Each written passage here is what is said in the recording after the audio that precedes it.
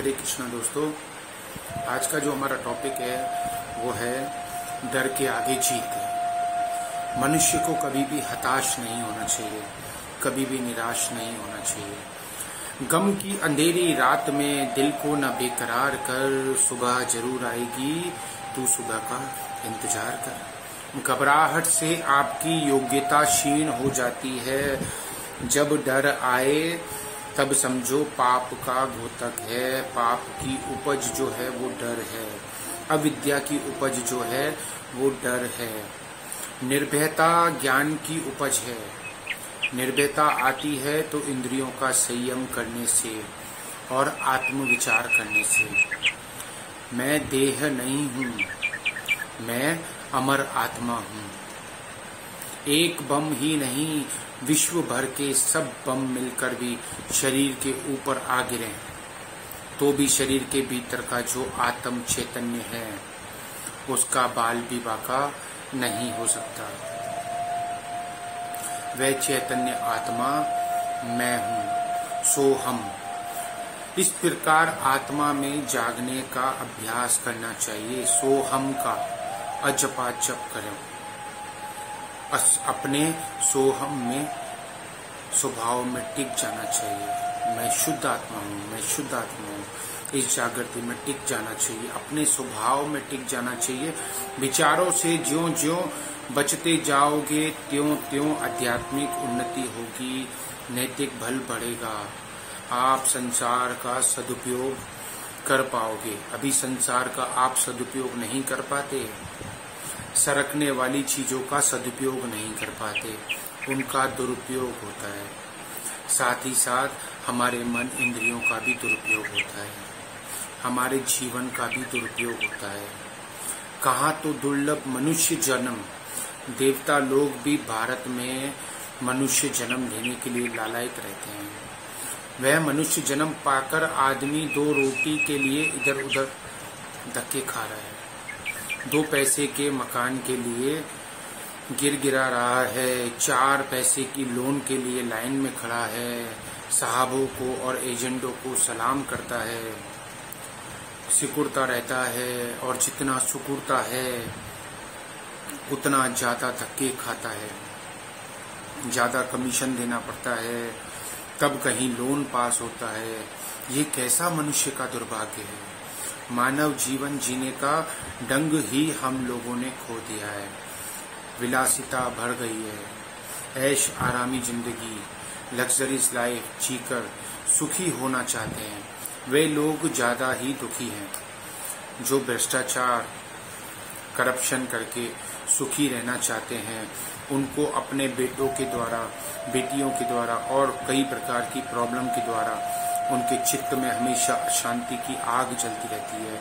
अगर आराम चाहे तू दे आराम खलकत को, सता कर गया लोगों को मिलेगा कब अमन तुझको। दूसरों का बाहर का ठाट बाट देखकर अपने शांतिमय, आनंदमय, तपस्वी और त्यागी जीवन को धुंधला मत करो। सुख वैभव की वस्तुएं पाकर जो अपने को सुखी मानते हैं उन पर तो हमें दया आती है, लेकिन ऐसे लोगों को सुखी समझकर जो उन जैसे लोगों के लिए जो लोग अपनी नीति छोड़कर दुराचार की तरफ चलने लग जाते हैं उन पर तो दुगनी दया आती है। ये लोग जीवन जीने का ढंग ही नहीं समझते। बढ़िया मकान हो, बढ़िया गाड़ी हो, बढ़िया यह हो, बढ़िया वह हो, ऐशो आराम हो, तो क्या आदमी उससे सुखी हो जाएगा? अगर ऐसा होता तो सबसे ज्यादा सुखी रावण होता, लेकिन सुखी नहीं था। दुर्योधन पूरा सुखी हो जाता? नहीं, ऐसा नहीं हो सकता। शक्कर खिला शक्कर मिले, टक्कर खिला टक्कर मिले, नेकी का बदला नेक है, बदों को बदी देख ले। दुनिया न जान इसको मियाँ, सागर की ये मझधार है, औरों का बेड़ा पार कर तो तेरा बेड़ा पार है। कलयुग नहीं करजुग है ये, इस हाथ दे उस हाथ ले, तुरंत हिसाब होता है। यहाँ पर एक घटना याद आती है। अहमदाबाद की। एक जज थे, सुबह सुबह घूमने के लिए निकले, दातून करने के लिए।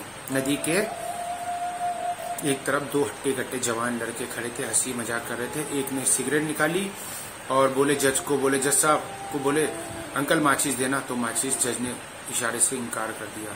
थोड़ी देर इधर उधर टहलकर जज हवा खाने के लिए कहीं बैठ गया, देख रहा था उन दोनों को। इतने में वो दोनों जवान हंसी मजाक करते करते आपस में तू मैं करके लड़ पड़े। एक ने रामपुरी चाकू निकालकर दूसरे को घुसोड़ दिया, खून कर डाला और पलायन हो गया, भाग गया। जज ने पुलिस को फोन आदि सब किया, खून का केस बना, फोन किया ही होगा।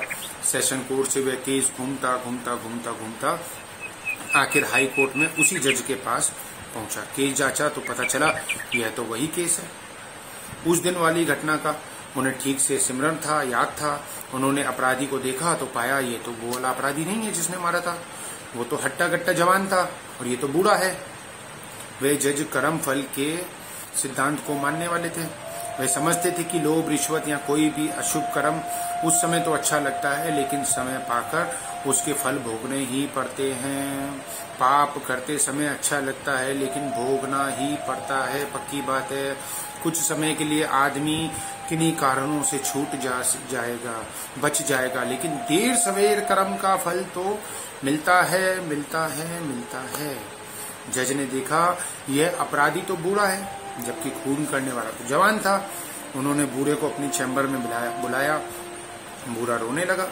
साबरमती की बात है, अहमदाबाद की। पूछा तूने खून किया? बोला मैं तो कुछ जानता ही नहीं, भगवान की कसम मैं निर्दोष हूँ।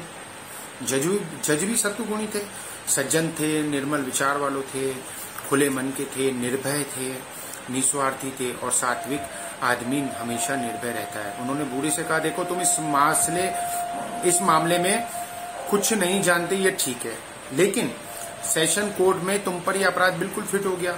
हम तो केवल कानून के हिसाब से मानते हैं, अब इसका हम कुछ नहीं कर सकते। इस केस में तुम नहीं थे, तो मेरा मन भी कहता है कि तुम नहीं थे। उतनी ही निश्चित है ये बात।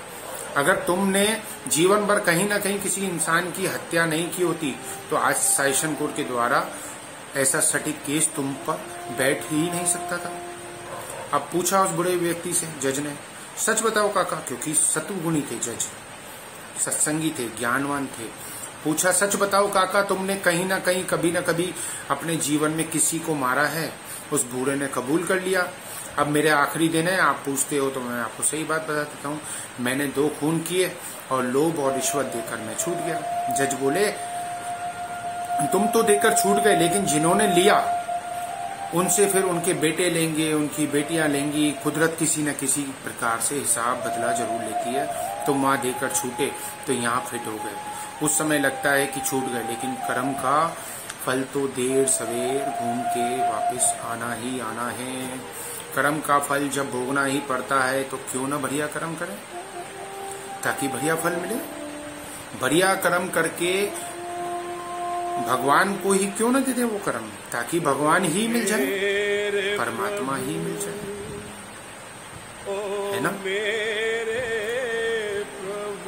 इसलिए सत्व शुद्धि के लिए, निर्भयता के लिए भगवान का ध्यान, भगवान का जप, भगवान के गुणों का संकीर्तन, भगवान और गुरुजनों का पूजन आदि साधन है।